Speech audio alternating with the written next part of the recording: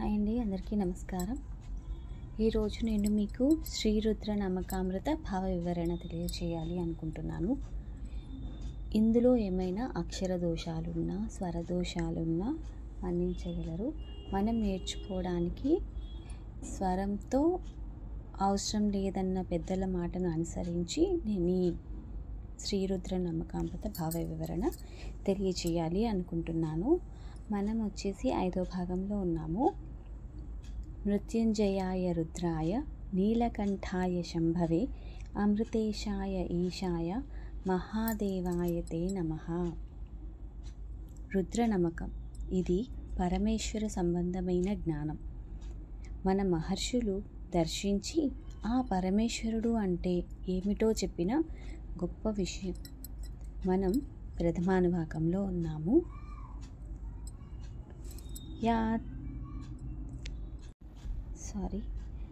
యాతే హేతిర్మీఢుష్టమహస్తే బభూవతే ధనుః తయాస్మాన్ విశ్వతస్త్వమయక్ష్మయా పరిభుజ.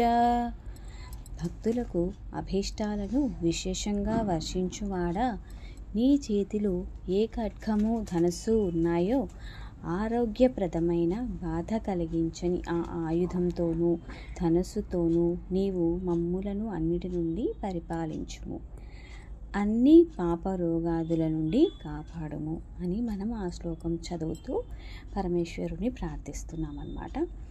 నమస్తే అశ్వాయుధాయానాతతాయ దృష్ణవే ఉభాభ్యాముత తే నమో బాహుభ్యాంతవ ధన్వనే.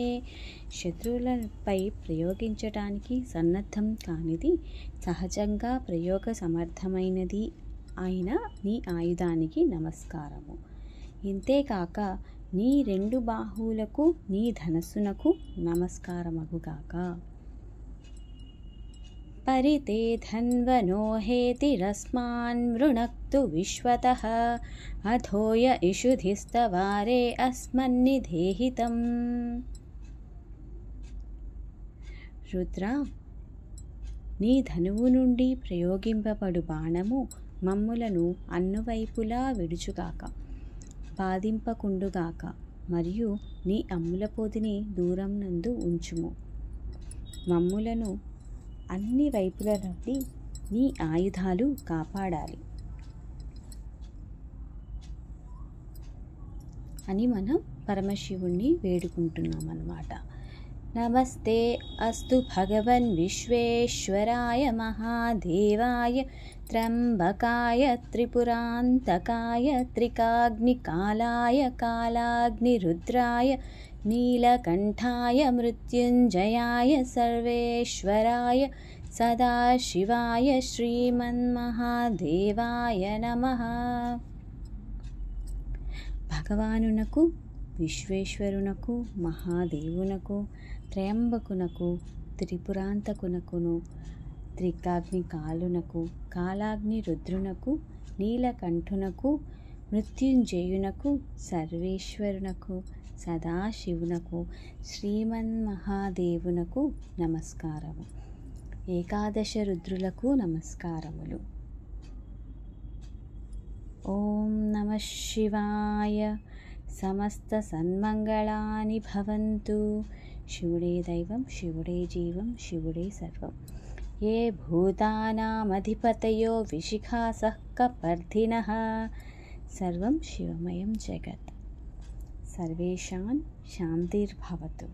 లోకా సమస్త సుఖినో భవంతు. లోకా సమస్త సుఖినో భవంతు. లోకా సమస్త సుఖినో భవంతు. అక్షర దోషాలున్నా, స్వరదోషాలున్నా నన్ను మన్నించండి. పెద్దల మాటను అనుసరించి మనం చేస్తున్న చిన్ని ప్రయత్నం. స్వస్తి.